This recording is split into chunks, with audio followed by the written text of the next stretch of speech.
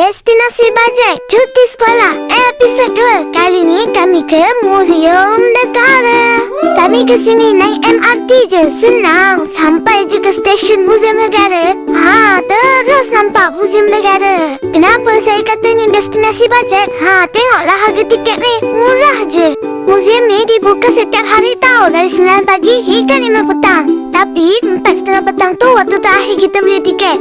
Dan dia hanya tutup pada Hari Raya Aidilfitri dan Hari Raya Aidil Adha. Jadi kalau hari lain cuti sekolah ni, boleh pergi mana-mana hari yang kita nak. Jom kita masuk tengok ada apa kat dalam. Area pertama yang kita masuk ni, kita akan jumpa ruang pameran sementara. Dia akan tukar-tukar tema pameran. Waktu kami pergi ni, ada pameran seni, patung-patung, pakaian-pakaian tradisional seluruh Malaysia. Okey, sekarang jom kita masuk ke Galeri A. Di Museum Negara ni ada 4 galeri utama, iaitu Galeri A untuk sejarah awal, Galeri B untuk kerajaan-kerajaan Melayu, Galeri C tentang era kolonial dan Galeri D Malaysia kini. Sekarang kami di Galeri A. Tengok tu, ada banyak sangat artifak-artifak peninggalan dari zaman Paleolitik, Hobbin dan Neolitik.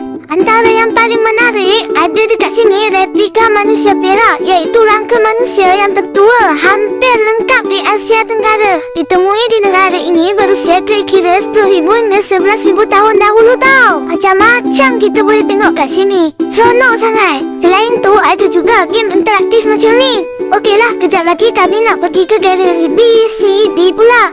Jomlah follow kami.